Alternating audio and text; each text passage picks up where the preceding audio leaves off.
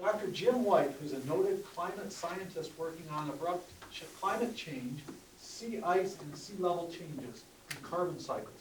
His research interests are broad but revolve around the use of environmental stable isotope ratios that tell us about paleoclimate, biogeochemistry, this can be a test afterwards, and global change. He has been involved in reconstructing both the longest and the most high-resolution climate records obtained from ice cores. Dr. White is the director and fellow of the Institute of Arctic and Alpine Research, professor of geological science, and professor of the Environmental Studies program at the University of Colorado Boulder. According to the Web of Science, he is one of the top 1% most highly cited authors in his field. He's received his PhD from Columbia University.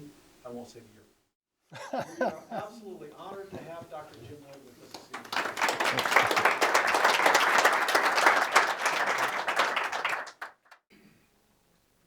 It's always a pleasure to come in and speak to folks about, I'm going to talk tonight about a little bit about climate change and some of the things that we know are going to happen. The things we know are going to happen are pretty serious. I won't get into the things we think are going to happen because they actually go a lot farther than that. But the things we know are going to happen are bad enough. So let's just go down that road. A little bit about me. I teach a course on energy and the environment that I started here when I came to the university 25 years ago. There was no course on energy at the time at the university, which is kind of cool. And that course actually started as a course on resources. We would do things like take the students to the Marshall landfill when it used to be open, and we would go down. We used to be able to go down to the power plant down on Arapahoe, and you could just call up and say, hey, I want to take 20 students down to the power plant. And they say, sure, come on down. And at some point, that quit happening. So we don't do field trips anymore, but it is fun to, energy is not a field that I do research in. I do research in the impacts of energy.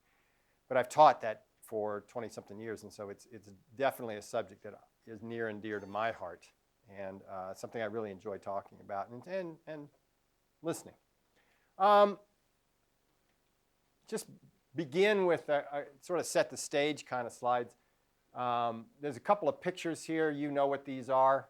I assume you know what these are. Where is that class right there? That's India. That's India. Good. Okay, so we're all like, all right, we're all on the same planet, and we all know where we're going here. I like that picture. This is actually a snapshot or a photograph digital photograph from outer space. I like it for a couple of reasons. One is this is Typhoon Haiyan in 2013, I believe. Just giving you some idea of how big a typhoon can be. That was a large Category 5 typhoon. That's the size, by the way, of just about India. So that was a big storm. So these storms are, and the waters now are getting warmer and warmer in the Pacific and the Atlantic, and these storms can really beef up.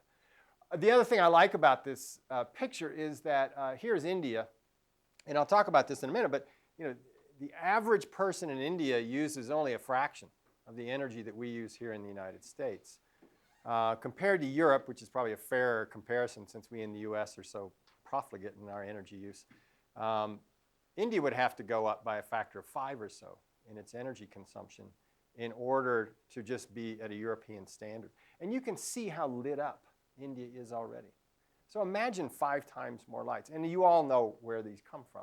These are 80-90% coal, oil, and natural gas.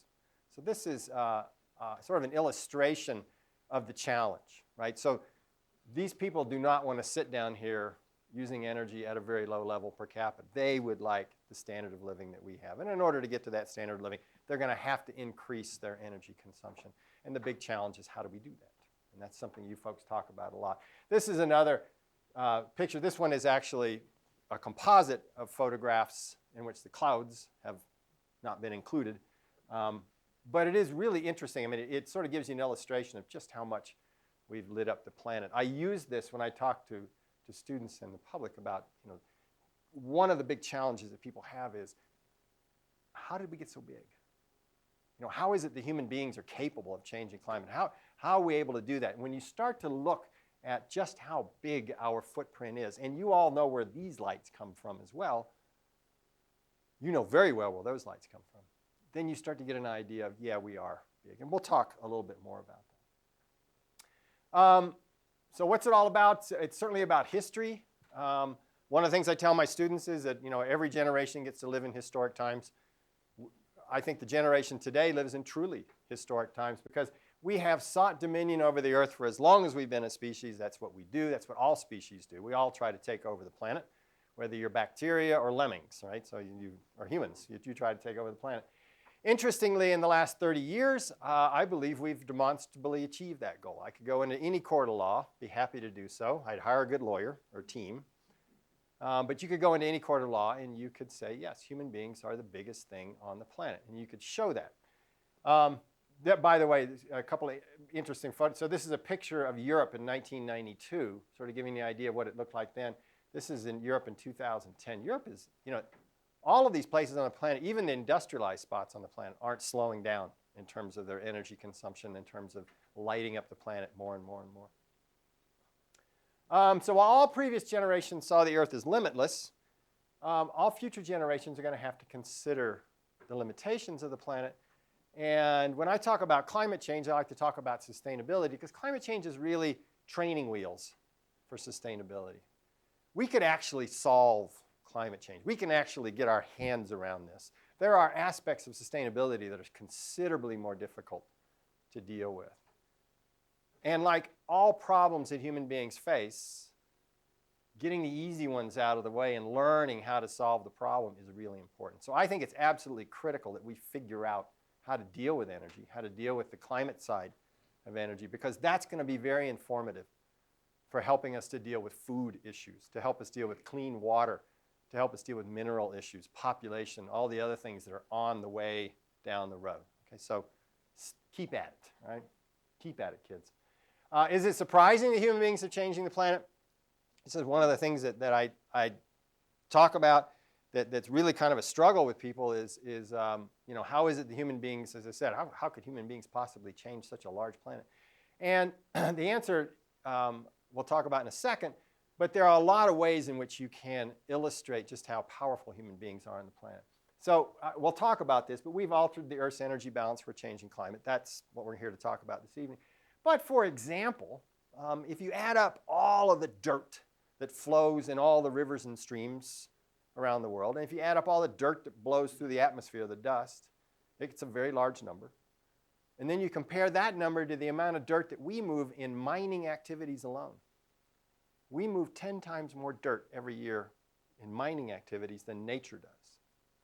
And consider how our planet functions. Our planet works by having continents collide, ocean plate slides under continental plates, mountains are built up, things come up, rain erodes. I mean, it's just the rock cycle, right? That's the way our planet functions. And so in a very short period of time, we've injected ourselves into one of the most fundamental functionings of the planet, such that we now move 10 times more dirt than all nature does. All right? I'll give you one more example. It's my favorite example. It's the biogeochemistry one that's going to be on the test later. We can exist on this planet because of photosynthesis. Right? Photosynthesis takes carbon dioxide, light, nutrients, and water and makes sugars, which is a good thing. And it also makes oxygen, which is a good thing. Okay? Carbon dioxide, plentiful. Water, generally plentiful. Light, generally plentiful. Nutrients. So why nutrients? Well, as it turns out, we're not made, and sugars aren't made of just carbon and hydrogen and oxygen. You need nitrogen, you need phosphorus, you need micronutrients in order for DNA to be formed and all these other more complex molecules. Nitrogen is an interesting one because nitrogen is mostly in the atmosphere. I'm moving nitrogen around right now. Right? 70-something% of the atmosphere is nitrogen. It doesn't do plants any good to have N2. They don't take that up and utilize it. Nitrogen has to be converted into a soluble form, water-soluble, nitrate and ammonia, in order for it to go up the roots of the plant, in order for the plant to get nitrogen nutrients. So photosynthesis couldn't have happened until bacteria came along and figured out how to take nitrogen out of the atmosphere and turn that into nitrate and ammonia. And we are absolutely reliant on that. For billions of years, up until 1930 something, bacteria took nitrogen out of the atmosphere and made nitrate and ammonia, and that was the way in which green plants could survive. In the 1930s, a couple of scientists figured out how to take nitrogen out of the atmosphere and make it into nitrate and ammonia to short circuit that process. Didn't really get heavy into it until after World War II. But in one short generation, from the 1950s to today, we've gone from not being a part of the nitrogen cycle to the point now where human beings make as much nitrogen as all the bacteria on land.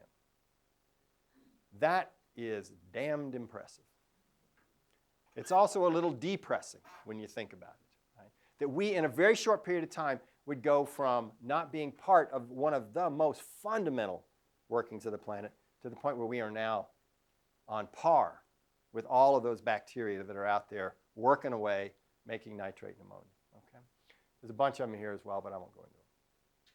How did we get there? There are two reasons, of course. One is the exponential is an insidious creature, and we'll talk more about this. But population cruising along until about 1800, really didn't look like it was doing much. Some advances in healthcare, just the way that population develops, and suddenly this takes off. Right? We have 7 billion something people on the planet. We're on our way to 9, 10, 12 billion, depending on when this is going to turn over. You can sort of see it's beginning to turn over. And indeed, population growth rates are slowing down a little bit. But there's a lot of momentum in this system. Right? That's one reason. The other reason has to do with the use per capita, which is one of the probably the biggest challenge for the future particularly when it comes to energy, water, and food.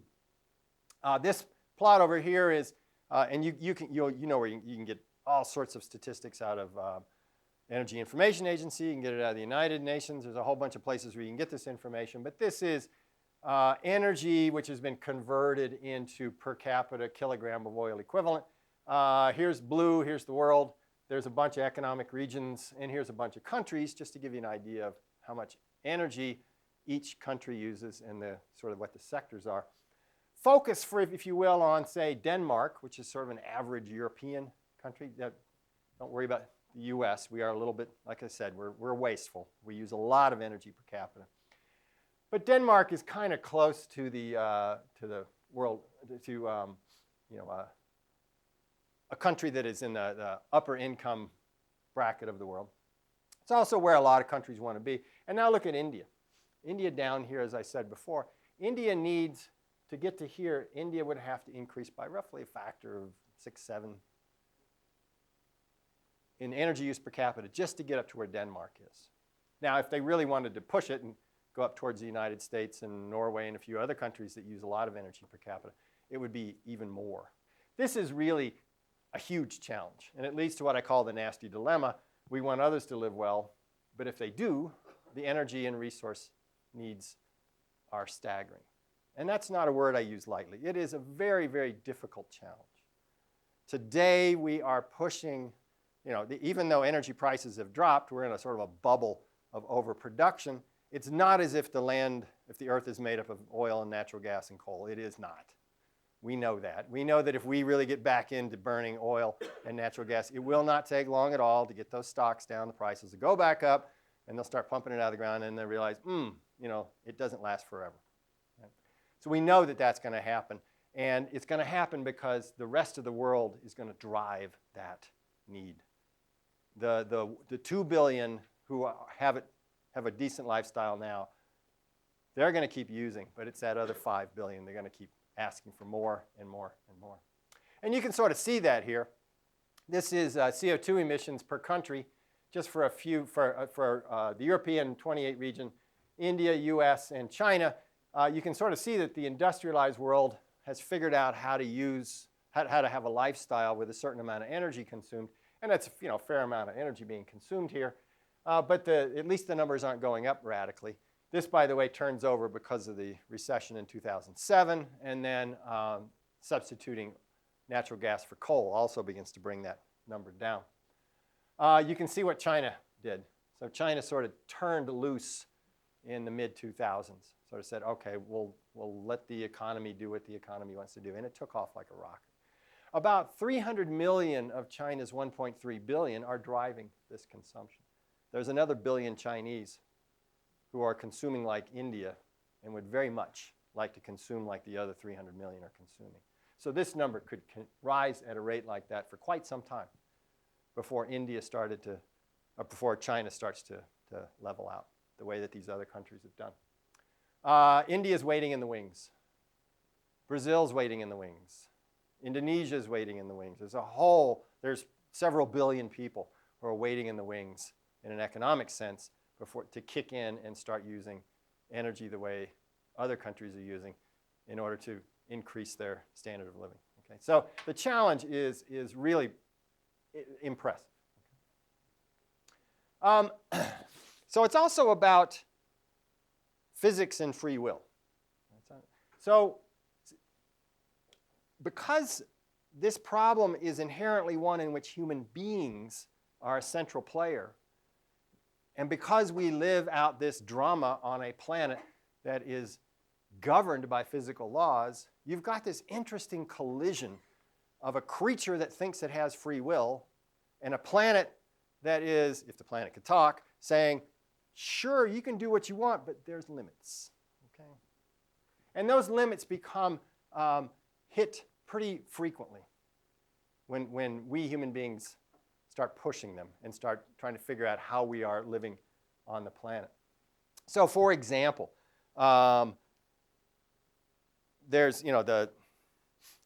if you put, and I'll talk about this in a second, but if you put greenhouse gases in the atmosphere, it's not a question of belief or not belief, whether or not climate's going to change. It's a question of physics, whether or not molecules are going to absorb energy and the climate is going to change, right? So you simply don't get a choice. If you put more CO2 in the atmosphere, you change climate. That's just the way the system functions, and I'll go through that in a second. But because we operate with free will, we still have people today who don't get that. Right? Now, I compare this to, let's suppose you're flying in an airplane, and you have some advisors. And one of your advisors is telling you, you know what, you could step out of the side of this airplane. Because these scientists, they're not 100% sure that this gravity thing is going to work. Right?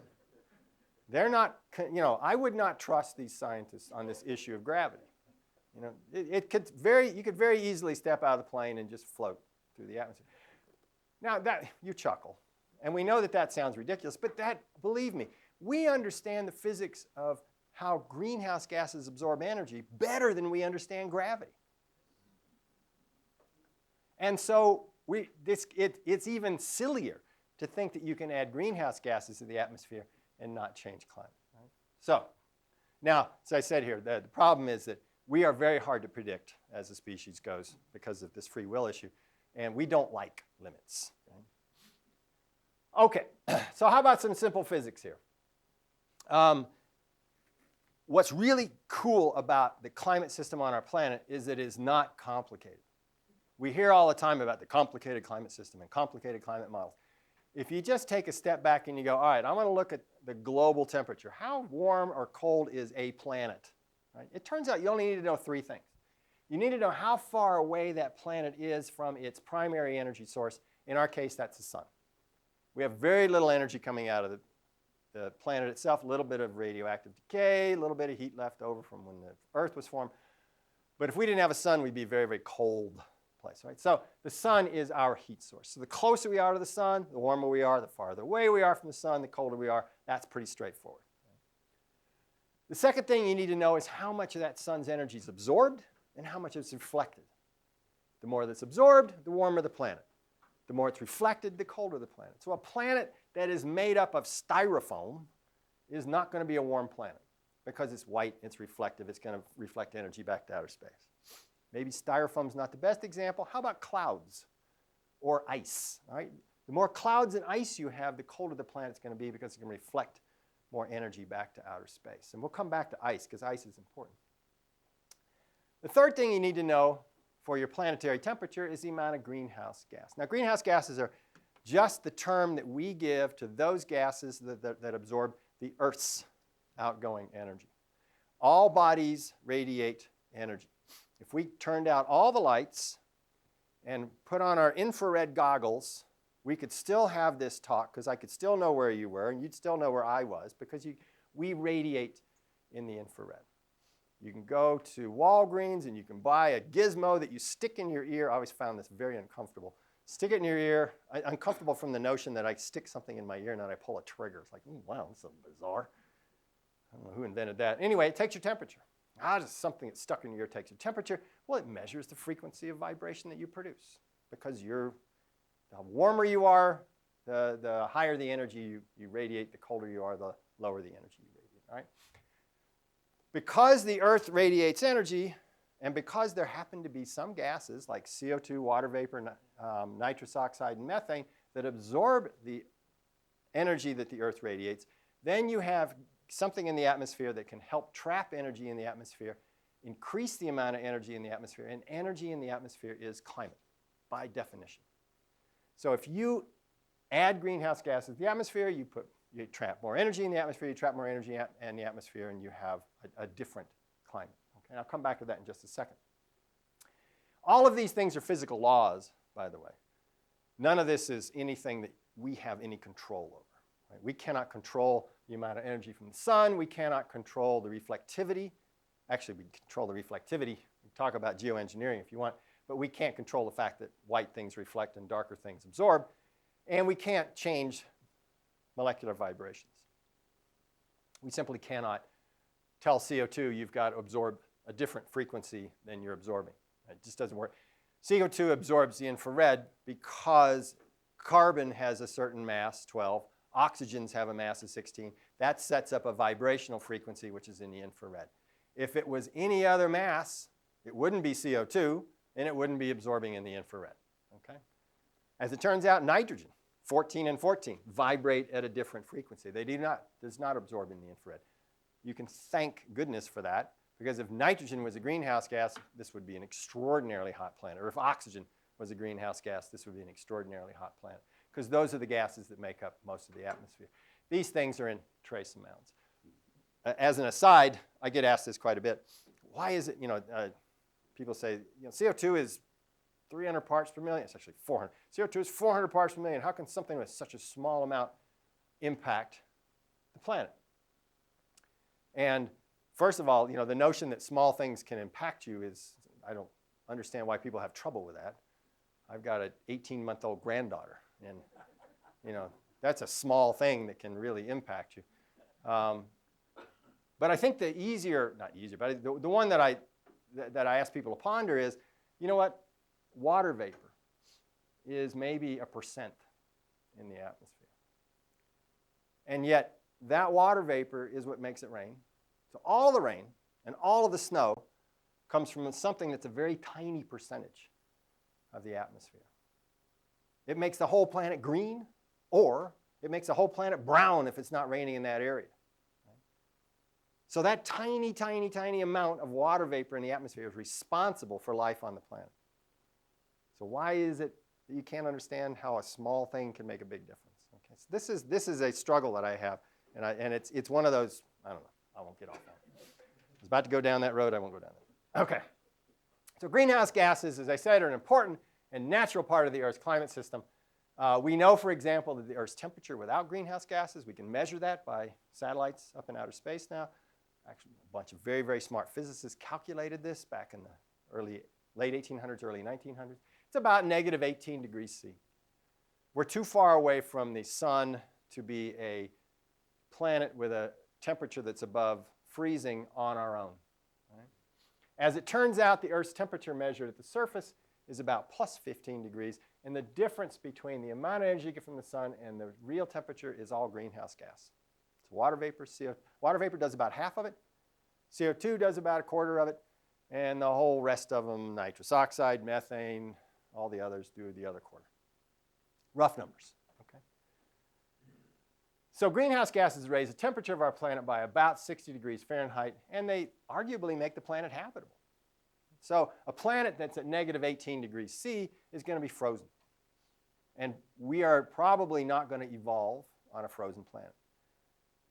So the food's not going to be there. The other things that we need are not going to be there. Right? The fact that greenhouse gases exist puts us in that Goldilocks zone where it's just right, where you get just enough energy from the sun to start to get liquid water. Once you get liquid water, then you've got greenhouse effect, and then you've got a much, much warmer planet.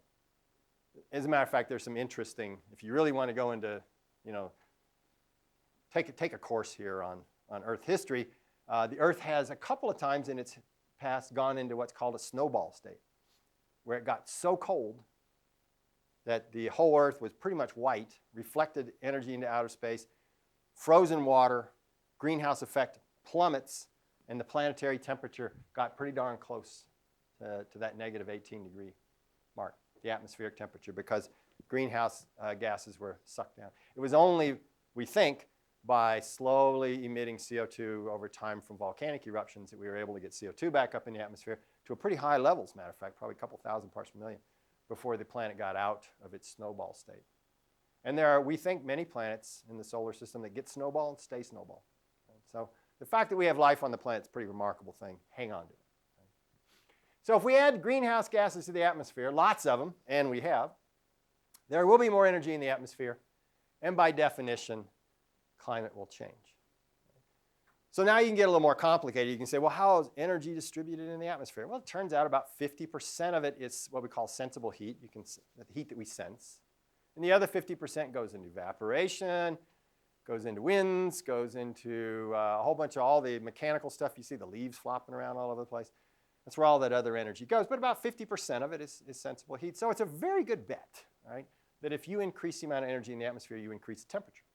It's also a very good bet you'll increase evaporation. So globally, we expect it to rain more. So there's a lot of things that you can deduce very simply from just knowing you have more energy in the atmosphere. This is all physical laws. Belief is not an option. You don't get to believe in gravity. You don't get to believe in greenhouse gas effect. You don't get to believe in these things because nature has never given us an example of where gravity just quit working, where you woke up one morning and found yourself, floating up near the ceiling of your room thinking, oh, crap, one of those days, right? Okay? It doesn't happen. Right? It simply doesn't happen. And that's because, our planet functions around physical laws that just govern the way things work. All right. It's about values. I want to talk a lot about values. I'm going to spend the next half hour talking about values. We live on a water planet. And I think there's probably two big messages I want to get across this evening that I don't think get said enough. One is the implications of living on a water planet are really big. The other thing I want to talk to you about is the other side of the water planet is just how much water there is, and we'll talk about that. And that's called sea level. The fact that you live on a water planet is important because water has a very high heat capacity. Right? We know this. I lived in a house in New York in which we put big barrels of water in front of the windows in order to absorb the sun's energy because we were graduate students and we couldn't afford to pay the heat. And we actually heated the house in the wintertime up to about maybe 50 degrees, which was pretty damn good by our standards, just with solar heating, okay? And it wasn't, honestly, because we were, green in that sense. We were just cheap and we were graduate students, right? But water has high heat capacity, which is important because since water is 2/3 of the Earth's surface, when we talk about energy accumulating in the atmosphere, yes, where does that go? Well, most of it, 90-something% of it, is going to warm the oceans up. The atmosphere is actually this tiny bit of the system. There's so little heat capacity in the atmosphere, it's only a few percent. Which is why I find, again, as a climate scientist, I get a little amused sometimes when people start getting really bent out of shape about atmospheric temperatures. Yes, we live in the atmosphere. I get that. I understand that, right? But at the same time, if you're worried about climate on the planet, take a look at the ocean. Because if the ocean's not warming up, then everything I've said so far has got some problem, all right? Somewhere I've missed something pretty fundamental. As it turns out, the ocean is warming up, and it continues to warm up. And we don't monitor it very much, which is kind of a shame. I could go off for hours on the issue of how blinded we are to how our planet works because we don't spend any money monitoring the planet. But I won't go in there. It takes time to heat up the water. And what this does, in a very practical sense, is it means that whatever the forcing is, whether it's the sun changing or the amount of greenhouse gas changing or the reflectivity changing, there's always going to be about a 50 to 100-year lag in the system. So for example, I'll use the same example I used today. We have some people here who sat through this twice today. It's crazy people. If our planet drifted closer to the sun, it should not be a good thing. So I'm not recommending this. If our planet drifted closer to the sun, people will get very bent out of shape because temperatures are going to go up. Right? We're going to have trouble with it. Interestingly, it would take a while for that to reflect itself in our climate because the ocean would be absorbing most of that heat. It would probably take about 50 years. Even though we would know very, very well that we've drifted closer to the sun, we wouldn't have to panic. We'd probably wait for 30 years, then we would panic, right? So then we'd hire, Bruce Willis and, Matt Damon and all the great, movie scientists who, are going to come save us in outer space. But we would have a little bit of time to deal with this problem, to figure out how we're going to deal with this problem, because the ocean's a buffer. Now, as I said, it doesn't matter what's warming the planet up. As it turns out today, it's more CO2, more methane, more other greenhouse gases that are increasing in the atmosphere. They are increasing energy in the atmosphere, and the ocean is slowly but surely absorbing this energy. We have 400 parts per million CO2 in the atmosphere. Hasn't been 400 parts per million CO2 in the atmosphere. You go back maybe 3.5 to 5 million years before you would find a time when we had 400 parts per million CO2 in the atmosphere. It's been that long. What was climate like under 400 parts per million CO2 in the atmosphere? Alligators up north of the Arctic Circle. No sea ice. Sea levels were in the neighborhood of 20 meters to 30 meters higher. Very different planet. Why is it that we have 400 ppm CO2 and we don't have alligators roaming around Baffin Bay? The answer is the ocean, and it's going to take a while for the ocean to warm up. But there's nothing about this that says it won't happen. It's just a question of time. Okay? That time is important because it creates, as we'll talk about, it creates an intergenerational problem. What we're doing to the atmosphere, our kids and grandkids have to deal with. And what they do to the atmosphere, their kids and grandkids are going to have to deal with. Which leads me to Amelia Louise, my granddaughter. Until one generation is willing to forego short-term gains for the long-term benefit of its children, we will not be able to address climate change. I believe that with all my heart. We simply aren't going to deal with this problem until we figure out how to wrap our arms around cute little things like this and go, you know what, I care about you more than I care about, my stock prices, or I care about my home prices, or I care about the price of food right now. I've got to care about you. Okay? So this is a fundamental problem, and it's driven by the fact that you live on a water planet and you can't get around it. Okay? It's about math. So when we talk about 500 years of coal, this is, of course, what we mean. And for some reason, my scale I fixed this today, and the scale got cut off. This is the amount of coal. This is years.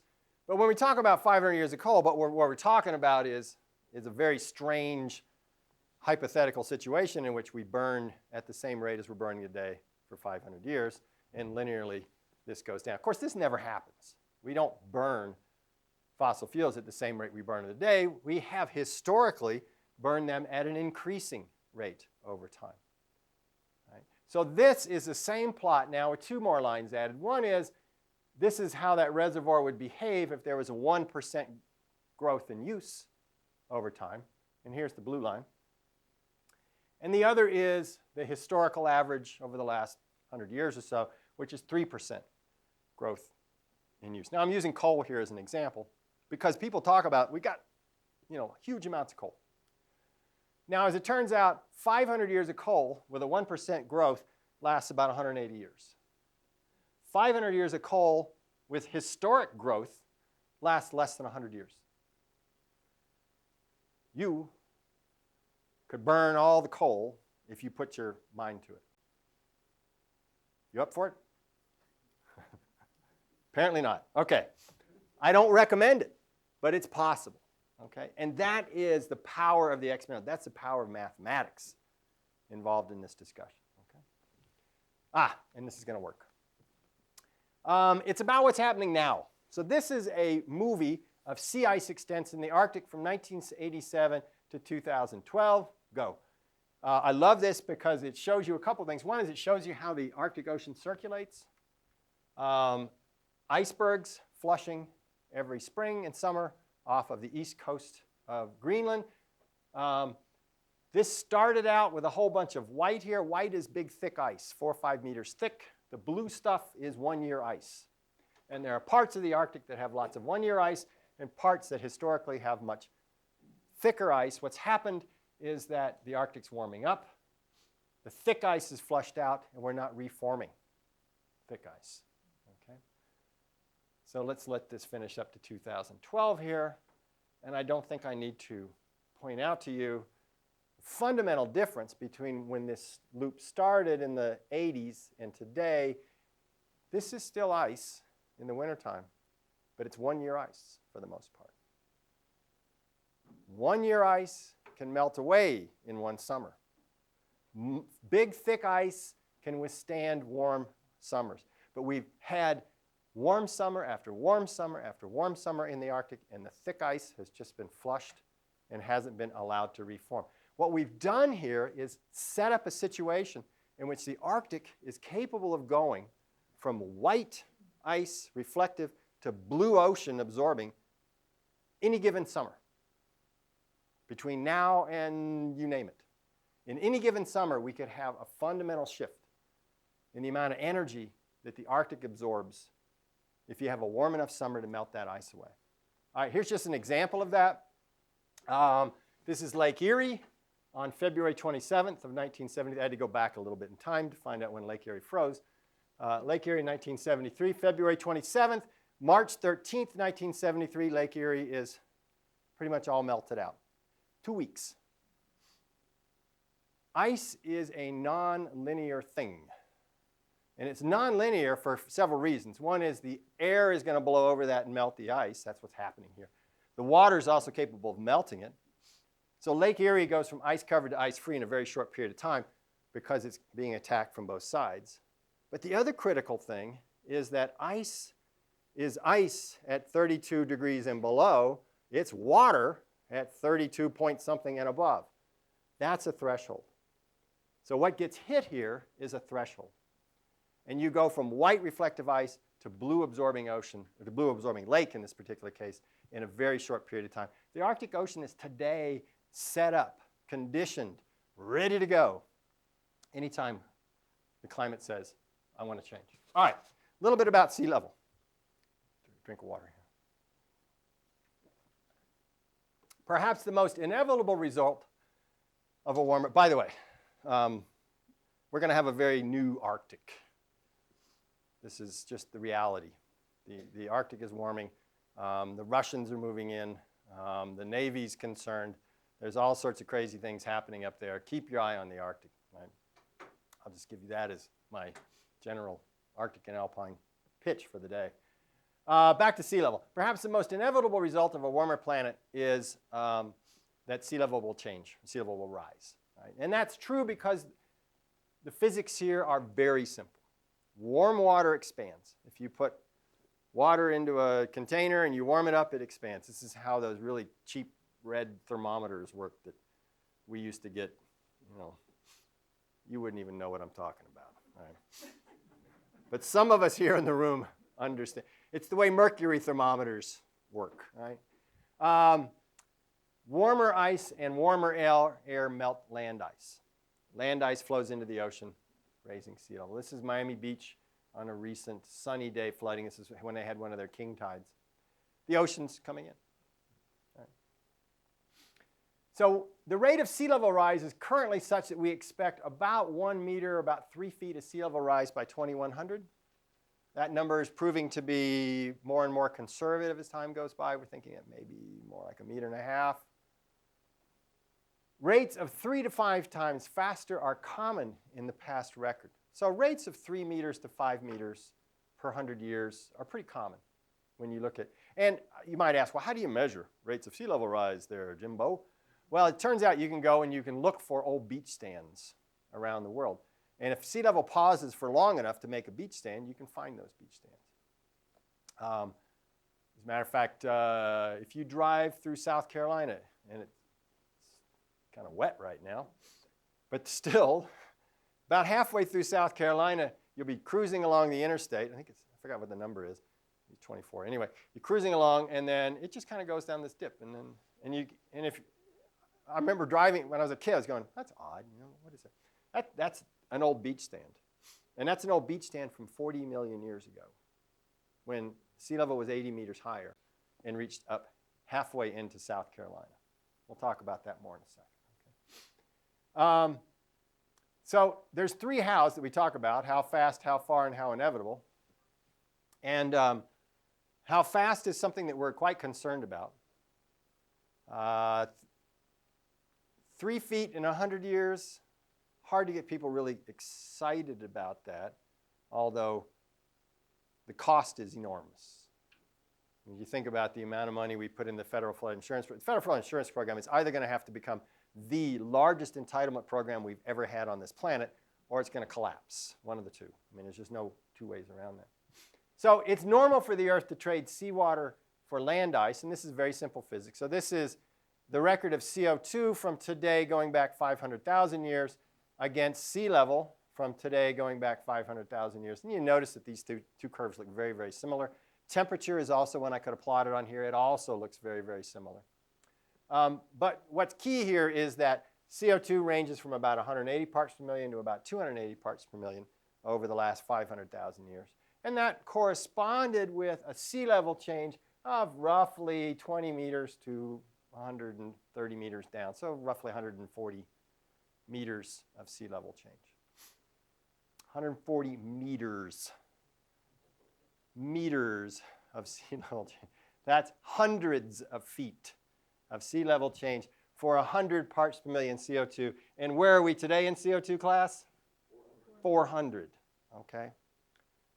So we have fundamentally changed the CO2 side of the equation. We will fundamentally change the temperature side of the equation. What we don't get is just how big these changes in sea level are and are going to be, okay? So I love this. I was on sabbatical in Copenhagen when this was published. Miami Beach Mayor Philip Levine, who's very outspoken about sea level rise, by the way. I love this guy, but I tease him. Said the city is too valuable to lose, with real estate worth more than 23 billion, tourism revenue worth over 9 billion. As I pointed out in something I wrote, the only thing wrong with this, nothing wrong with his numbers, the only thing wrong with this is the ocean can't read. And the ocean's rising, and it doesn't care. The ocean simply doesn't care what Miami Beach is worth, okay?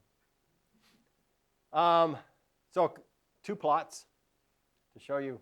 So one is I'm going to plot global mean temperature versus sea level, and then I'm going to plot CO2 versus sea level, because I want to make two different points. The point I want to make with global mean temperature versus sea level is that here's the global mean temperature today. Remember I said it was about plus 15. During the last glacial period, it was about 6 degrees colder, so the average was about 9. You go back 40 million years ago, 50 million years ago when dinosaurs roamed the earth, and every time I say that, I get Raquel Welch in my head, and I got to learn how to get that out of there. Anyway, that was about 4 degrees warmer. So the dynamic range of temperature on our planet for the last 40 million, 50 million years is about 10 degrees. The dynamic range of sea level change is about negative 120 up to about plus 80. Do the math, it's about 200 meters. So the dynamic range of 10 degrees of temperature is 200 meters of sea level on our planet. Now, it's not linear. My good buddy Dave Archer's plotted this linear. It's not linear. It's going to have bumps and wiggles in it. But what that means, of course, is that for roughly every degree C temperature change on the planet, you get about 20 meters of sea level. I'll say that again because it's a pretty darn important number. For every 1 degree C of temperature change, you get on average 20 meters of sea level. We are arguing today globally about whether or not we want to go to 2 degrees. Do we want 20, 30, 40 meters of sea level rise. Is that acceptable? I would argue no. In no way is that acceptable. And we are not facing this because we have yet to grasp the fact that you live on a water planet, and the water planet means it just hasn't happened yet. It doesn't mean it isn't going to happen. It just means it hasn't happened yet. This is the other way you can plot this, relative sea level now versus log of CO2. I love this plot. Here we are today. This is the glacial period. There's a period here from about 250 parts per million up to about 600 parts per million, where sea level on average is about 14 meters higher than today. And we're coming out of this period back here. So sea level wants to be sort of naturally at 400 parts per million. It'd like to be about 14, 20 meters higher than today. So I said it wasn't, it's not 20 meters for every one of them. But 14 meters we'll look at is still a very significant increase in sea level. What is really interesting, if not a little bit alarming about this plot, is that somewhere around 600 parts per million is when you jump up to about an 80-meter sea level increase, which is when Antarctica melts. In other words, you can ask this question differently. How much CO2 do you have to have in the atmosphere to melt all of the ice sheets? And the answer is something in the neighborhood of 600 parts per million, maybe 800. 600, you can sort of see there's somewhere in this range right here. As I said, we're at 400 today. Will we make 600? Easily. If we don't change what we're doing, easily we can make 600. We can make 800. My prediction is if we stay on the path we're on, and let's face it, we've just been on this path and we haven't gotten off of it, 1,000 is definitely doable. The Earth has had 1,000, 2,000 ppm CO2 in the atmosphere in the past. It's not going to kill the planet, but it's definitely going to change sea level. All right, what does 13, 14 meters of sea level look like? This is Bangladesh. I show you this because there are hundreds of millions of people here who have to go someplace else. This is a refugee problem that is going to dwarf what we've seen in Syria. That's going to dwarf what we've seen around the world in refugee issues with climate changes that have occurred in the last 10, 15, 20 years. This is the reason why the #1 federal agency that spends money on climate change is not NSF, it's not DOE, it's Department of Defense. It's the Pentagon. They care about this because this is enormously destabilizing. This creates refugees around the world, and we have learned the hard way that when you have millions of refugees packed into camps, this is where extremism grows. Because what other choices do people have? Somebody comes along and says, I can make your life better. All you got to do is pick up this AK-47 and follow me. You can have some fun with this. Leslie and I were talking about this earlier. I don't like to be pessimistic about this. This is Washington, D.C. with 13 meters of sea level rise. Here's the White House. It's riverfront property. And the good news is, who owns the White House? We do. Dang. We get, a little bit of boost here in the old bank account, okay? Unfortunately, the Capitol building is way up on a hill. And if I had my druthers, it wouldn't be. So anyway. So you can also look and see, what about the 20-meter mark? So somewhere between 15 and 20 meters is where we think sea level is going to go after a while. This is, this makes me sad because I grew up here in East Tennessee, and I learned how to draw Louisiana. I had to draw all the southern states, by the way. I could go on and on and on about my upbringing. But you had to draw all the southern states, and Louisiana I could remember because it was shaped like a boot. And now it's an amputated foot, so just an ankle. I love, this is one of my favorite things to talk about when I talk in public. What's really important about this part of the world class? Disney World, absolutely. Disney World's still high and dry. So, all is well. All is well. As a matter of fact, as I'd like to point out, you can sail either by the Jacksonville drainage or from the south. You can sail the Disney Princess and all the other Disney cruise ships pretty much close right up to the Magic Kingdom. Okay, so Disney makes out like a bandit. We get money off the White House. So, okay. Fantasyland can continue. This is the only thing you're going to remember from this talk. What state is this, class? That's Delaware. And who was the first state, they're very proud of this, to have signed on the dotted line the Constitution that we are the United States of America. What state was that? Delaware. They were number one. They got there first, and me. So all you got to do if you want to remember ultimate sea level rise is you have to remember first in, first out. If you can remember FIFO, you can remember ultimate sea level rise. We will be at 49 states when this happens. And so Florida's still, there's still quite a bit of Florida left. But there's nothing left of Delaware. There's communication issues here. Like I said, you can have fun with this. This is one of my favorites. I like to troll around on the web to see who's looking at sea level issues out there. This is the dogsports.com. Dogsports.com is a website dedicated to the Georgia football fanatic. So if you, having grown up in the South, I can tell you all about Southeastern Conference football. So these guys, somewhere on dogsports.com, one of the things they don't like is they don't like Florida. Georgia hates Florida. All right, so here's what they've written. The USGS, U.S. Geological Survey, they got something good, predicts that if ice caps were to melt completely, sea level would rise by approximately 80 meters. They got that right. I'm very impressed. If we can get polar ice caps to melt only halfway, sea level will rise 40 meters. What'd they use there? Math. There you go. It's a STEM exercise here. And the face of the Earth will change forever. Indeed, it will. So here's a map of Florida now with 40 meters of sea level rise. And this is all from their website. Now it's time, Georgia fans, to trade in those efficient vehicles for a gas guzzler. All right? That'll work.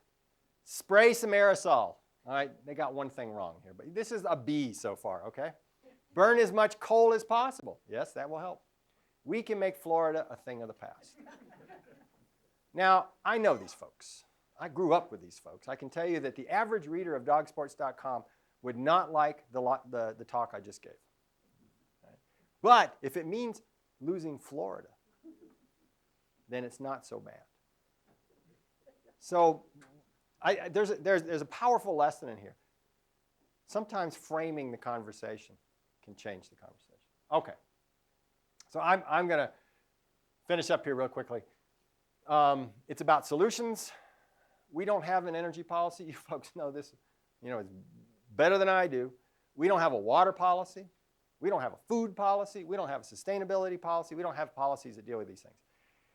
When I get asked, what is it that I can do about this problem, I tell people, there's a lot of individual things you can do, but the most important thing you can do is vote. The most important thing you can do is participate in the political process, because the cork in the bottle is the politician. The cork in the bottle is the fact that we do not have rational approaches to things that we ought to have rational approaches to. All right, now I want to finish up on 3 thoughts that have to do with ethics. And we have already talked about this. Thought number 1, we say we love our kids, but do we show it? And the answer is no, not really. That lovely picture of Emmy standing there with her upside down doll, I love her. But how do I show that? Do I show that in a tangible way in which I'm telling her, I'm going to try to give you the kind of life that I have. I want sustainability to actually function. Right? And the answer is, I'm not doing a good enough job. So the impacts come after the causes by 50 years or more. That's intergenerational inequity. When we actually value future generations, we'll start to deal with these problems. Thought number 2, you got to control population. We talked about those 7 billion and growing. You're never going to really solve any of these problems until you figure out a way in which you can deal with population growth on the planet. Now, how do you deal with population growth on the planet? It's in blue here, guys. You can read along with me. The best and most lasting way to do this is to empower women, economically and politically. Over and over again, demographers will tell you that if you empower women economically and politically, they have fewer children per woman, and they have them later, and both of those things lead to a stable population on the planet. Is it such a bad thing to share power economically and politically? No. Guys, no. Now, and I'm not blaming anybody specifically in this room here, although I'm looking at you guys. The reality is that around this planet, women have very little power. Around this planet, in the third world countries, their value is in children, and that is it. Their value is in hard labor. And as long as you're in that kind of situation, you're not going to deal with population. All right, the third thought, everyone must care about our shared planet. You cannot have 4 billion people working hard for better energy sources and 3 billion people burning coal because they don't have any choice. That's the situation we have ourselves in today. We have 2 billion people living in poverty so deep that the health of the environment is not a consideration. It's simply out of their control. They are worried about whether or not they have heat, worried about whether or not they have food. They cannot, you have to have a certain level of comfort in your lifestyle in order to start caring about the environment. And at least a couple billion people aren't there yet. Right? So what I've given you here in these 3 thoughts is 3 ways in which we, I believe, as a species, can be better. I think that valuing the future generations is a good thing for us. I think that gender equity is a good thing for us. I think that wealth equity is a good thing for us. I think we grow as a species. And this is the most positive message I could possibly leave you with. But the key to dealing with climate change, the key to dealing with sustainability, is that we got to be better people. And that, my friends, is the most positive message I can give you, and I'll be happy to take whatever questions you have. I'll leave you on the last slide. Thank you very much for listening.